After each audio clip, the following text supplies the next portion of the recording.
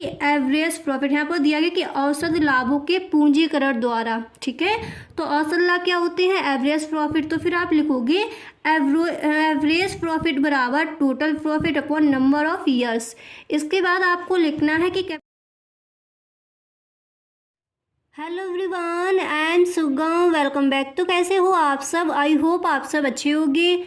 स्वागत है आप सभी का आपके अपने एसपी स्टडी यूट्यूब चैनल पर। तो गाइस, जैसा कि आपने कहा था कि आपको लेकर शास्त्रीय जो आपके लॉन्ग आंसर है वो आपको चाहिए, और भी जो आपके इंपॉर्टेंट क्वेश्चन है इस बार के बोर्ड एग्जाम के लिए वो हम आपको बताएं। तो आपका पेपर कल है, शायद कल आपका पेपर है इसका। तो आपके पास अब ज़्यादा टाइम नहीं है। इस वीडियो को आप 2 या फिर 3 बार देखिए, और जितने क्वेश्चंस मैं आपको इस वीडियो में दूँ सारे क्वेश्चंस ही बहुत ही इंपॉर्टेंट है, और सारे क्वेश्चंस आपको इस वीडियो को चलते ही आपको याद कर लेनी है। ओके, एक बार आपको लिखकर भी देख लेना है, क्योंकि जब आप बोर्ड एग्जाम में बैठकर लिखोगे तो आपको वहाँ पर बिल्कुल भी दिक्कत ना आए, ठीक है। तो यहाँ पर देखिए, जो आपका फर्स्ट प्रश्न है वो मैंने यहाँ पर लिया है। देखिए, आपका फर्स्ट प्रश्न दिया गया कि ख्याति क्या है, इसका मूल्यांकन किस प्रकार किया जाता है, ठीक है। तो देखिए, इसका आंसर आप इस तरह से लिखोगे। और गाइस, अगर आपको वीडियो अच्छा लगे तो इस वीडियो को अपने सभी दोस्तों में शेयर ज़रूर करें, ठीक है। तो देखिए, इसका आंसर आप इस तरह से लिखोगे कि ख्याति किसी फर्म की प्रसिद्धि का वह मूल्य है जो इसे निवेश पर सामान्य लाभ की अपेक्षा अधिक लाभ अर्जित करने की संभावना को प्रबल बनाते हैं, ठीक है। और फिर इसके बाद आपको ये हेडिंग डालनी होगी, ख्याति के मूल्यांकन की विधियाँ, ठीक है। ख्याति के मूल्यांकन की विधियाँ, ये आपको ब्लैक पेन से लिखना है। यहाँ मैंने ब्लू से लिख दिया, पर आपको ब्लैक पेन से लिखना है। और आपको देखिए, ये रेड कलर की जो स्केच का मैंने यहाँ पर यूज़ किया है, आप ऐसा बिल्कुल भी नहीं करोगे, नहीं तो आपके मार्क्स कट सकते हैं, ठीक है। तो यहाँ पर आप जो ब्लैक कलर की आपकी स्केच है उसका यूज़ आप कर सकते हो, ठीक है। ब्लैक पेन का यूज़ कीजिए, रेड स्केच का आप यूज़ वहाँ पर नहीं करोगे, ठीक है। तो आपको हेडिंग डालनी है ख्याति के मूल्यांकन की विधियाँ, ठीक है। तो इसमें आप लिखोगे कि ख्याति के मूल्यांकन की निम्न विधियां प्रचलित हैं, इनमें से किसी भी विधि का प्रयोग करके ख्याति का मूल्य निर्धारित किया जा सकता है। तो इसकी जितने भी विधियां हैं सारी विधियां मैंने बताई हैं। फर्स्ट विधि इसकी हो जाएगी एवरेज प्रॉफिट मेथड, और सेकंड विधि इसकी हो जाएगी सुपर प्रॉफिट मेथड, और इसकी जो थर्ड विधि है वो आपकी हो जाएगी कैपिटलाइजेशन मेथड, ठीक है। यानी औसत लाभ विधि, अधिलाभ विधि, और नेक्स्ट क्या है, पूंजीकरण विधि, ठीक है। तो देखिए, जो आपके फर्स्ट है एवरेज प्रॉफिट विधि, ये क्या होती है, यानी औसत लाभ विधि आप किसे कहोगे? देखिए, इस विधि में ख्याति का मूल्यांकन कुछ गत वर्षों के लाभों के औसत को एक निश्चित संख्या, जैसे 3 वर्षों के क्रय या 4 वर्षों के क्रय के बराबर से गुणा करके किया जाता है। समझ आ गया? एवरेज प्रॉफिट विधि में क्या होता है, यानी एवरेज प्रॉफिट मेथड में क्या होता है, इस विधि में ख्याति का मूल्यांकन कुछ गत वर्षों के लाभों को औसत को एक निश्चित संख्या, जैसे 3 वर्षों के क्रय या 4 वर्षों के क्रय के बराबर से गुणा करके किया जाता है। समझ आ गया? अब देखिए, इसका फॉर्मूला क्या हो जाएगा। देखिए, फिर आपको यानी यहाँ पर हो जाएगा वैल्यू ऑफ गुडविल बराबर average profit into number of years of purchase, ठीक है। तो यहाँ पर इसका फॉर्मूला निकल के आएगा कि एवरेज प्रॉफिट बराबर क्या हो जाएगा, टोटल प्रॉफिट अपॉन क्या हो जाएगा, नंबर ऑफ ईयर्स, ठीक है।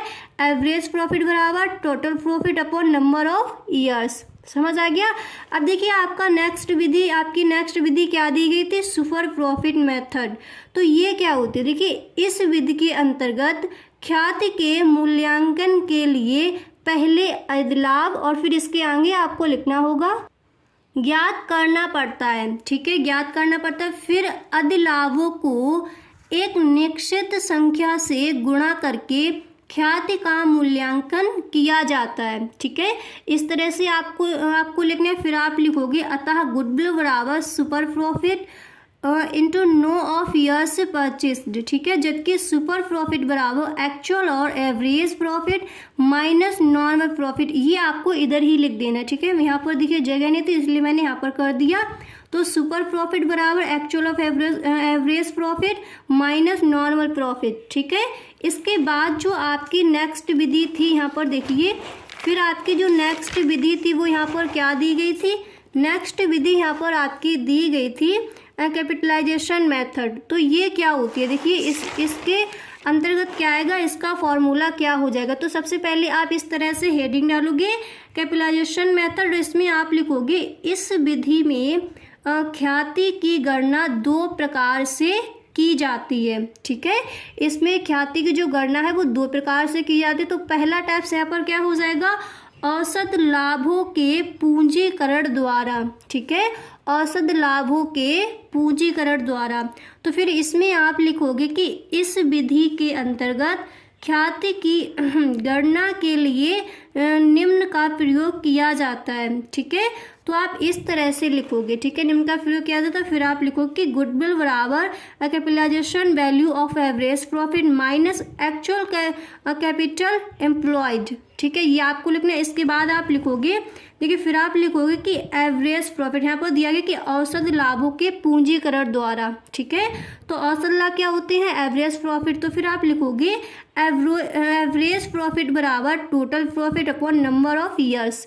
इसके बाद आपको लिखना है कि capitalisation value of average profit बराबर average profit into 100 upon normal rate of return, ठीक है, ये आपको लिखना है। इसके बाद देखिए ये वाली आपकी हो गई, तो जो आपका फर्स्ट टाइप था वो मैंने बता दिया, औसत लाभों के पूंजीकरण द्वारा। अब इसका देखिए जो सेकेंड टाइप है वो यहाँ पर सेकेंड टाइप इसका हो जाएगा कि अधिलाभ के पूंजीकरण द्वारा, ठीक है, वो भी आपको ब्लैक पेन से लिख देना है, मैंने ब्लू से कर दिया था, ठीक है। तो ये आप ब्लैक पेन से लिखोगे और फिर आप ब्लैक स्केच की हेल्प से यहाँ पर आपको एक लाइन कर देनी है इसके नीचे, ठीक है। तो अधिलाभ के पूंजीकरण द्वारा, इसमें आप लिखोगे कि इस विधि के लिए, ठीक है, इसमें आपको लिखना है कि इस विधि के लिए, और फिर आप लिखोगे निम्न सूत्र का प्रयोग किया जाता है, ठीक है। तो यहाँ पर देखिए इस तरह से इसका फॉर्मूला आपको लिखना है कि गुडविल बराबर super profit into 100 normal rate of return, ठीक है। फिर आप लिखोगे जबकि सुपर प्रॉफिट बराबर, फिर देखिए आपको लिखना है जबकि सुपर प्रॉफिट बराबर actual average profit minus normal profit, ठीक है। इस तरह से आपको इसका फॉर्मूला लिखना है, समझ आ गया। अब इसके बाद देखिए जो आपका नेक्स्ट प्रश्न है वो मैंने यहाँ पर लिया है, और ये प्रश्न इस बार के बोर्ड एग्जाम में आ सकता है। प्रश्न आपका दिया गया है कि साझेदार के अवकाश ग्रहण और साझेदार की मृत्यु में अंतर बताइए। ओके, प्रश्न आपका ये दिया गया, तो इसका आंसर आप इस तरह से लिखोगे कि साझेदार का अवकाश ग्रहण एक योजना का परिणाम है और यह साधारणतया स्थित विवरण की तिथि से प्रभावी होता है, ठीक है।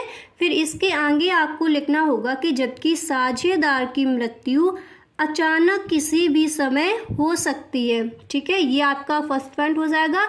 इस तरह से आपको लिखना है। फिर देखिए आपको नेक्स्ट लिखना होगा कि अचानक अवकाश ग्रहण, सॉरी यहाँ पर ये मैंने पढ़ दिया, ठीक है, अवकाश ग्रहण करने वाला साझेदार प्राप्त राशि स्वयं प्राप्त करता है जबकि मृत साझेदार की राशि उत्तराधिकारी द्वारा प्राप्त की जाती है, ठीक है। इस तरह से तो आप इस प्रश्न का आंसर लिखोगे कि साझेदार के अवकाश ग्रहण और साझेदार की मृत्यु में अंतर बताइए। तो अगर आपसे ये प्रश्न आपका बोर्ड एग्जाम में पूछा जाता है तो इसका आंसर आप इस तरह से दोगे। समझ आ गया इतना?